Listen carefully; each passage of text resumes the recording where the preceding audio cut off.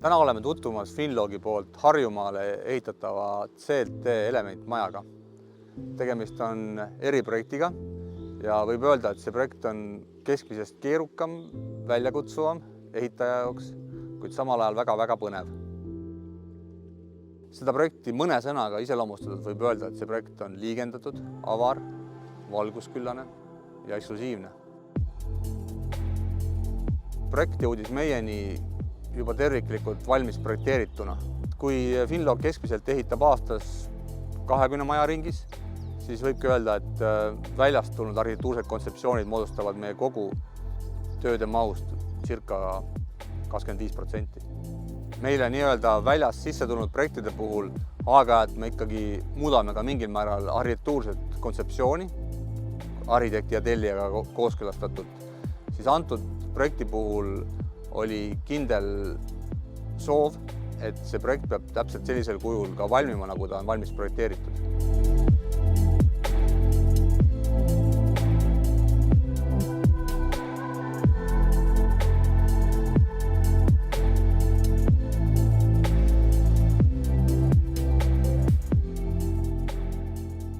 Oleme praeguseks jõudnud projektiga sellisesse heasse etappi, kus maja karp on valmimas ja peatselt algavad sisetööd. Ja praeguseks, kui me oleme nüüd maja karpi väljast lõpetamas, võib öelda, et visuaalne pool on täpselt sellisena ka säilinud, nagu algselt arhitekt seda on planeerinud. Keskmisest väljakutsuvamaks selle projekti on teinud kindlasti väga suured ja kõrged klaaspinnad ja seda just eriti puitmaja konstruktsiooni puhul. Kuid võib öelda, et hästi läbimõelduna ja hästi projekteerituna on tegelikult ka kogu see protsess väga sujuvalt ja hästi toiminud ja ei ole põhjust kahelda, et kogu see konstruktsiooniline lahendus on väga hästi nii läbi mõeldud kui ka tegelikult valmis ehitatud ning on toimiv. Tellija valis CLT maja, kuna soovis oma majas raudbetooni tugevust, kuid puiduhubasust. Ütleks, et hoone on väga huvitava vormilise struktuuriga ja selle maja teeb eriliseks kindlasti väga põnev fassaadi materjal. Kasutame siin fassaadi viimistlemiseks termotöödeldud saare puitu. Termotöödeldud saare laudise teeb eriliseks eelkõige tema visuaalne väljanägemine, selle puidu tugevus ja kestvus ajas. Fassaadi laudise paigaldamine on olnud keskmisest nõudlikum protsess antud juhul. Kuna tegemist ongi niivõrd väärtusliku voodrilaudisega, siis on kogu see kinnitusviis ja laudiste mõõtu lõikamine olnud pigem sellise mööbli disleri täpsusega töö. Fassaadi laudisega harmoneerib väga hästi kokku ka terrassi laudis, mis on samuti saarepuu. Selle terrassi ehitamisel on kogu konstruktsiooniline lahendus väga hästi läbi planeeritud ja eesmärgiks on selle terrassi konstruktsiooni pikaealisus. Kõik need töövõtted ja kinnitusviisid, mis me siin kasutame, on sellele siis orienteeritud. Tegemist on ühekorruselise hoonega, kuid ruumide kõrgused sees on päris kõrged, hästi suured ja avarad klaaspinnad ja avatäited ning kõrge lagi annavad sellele majale erilise avaruse ja ruumika tunde.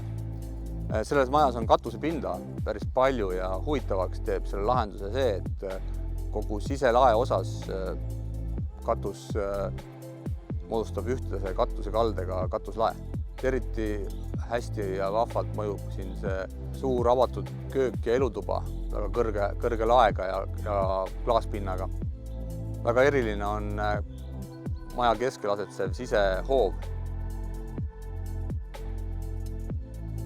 Projekteerimise poole pealt oli meie töövõtus siin konstruktiivne projekt teha.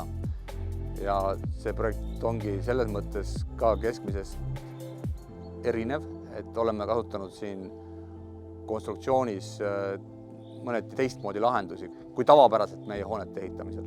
Teatud osades on tulnud puittalade asemel kasutada metalltalasid, tagamaks paremat kandevõimet.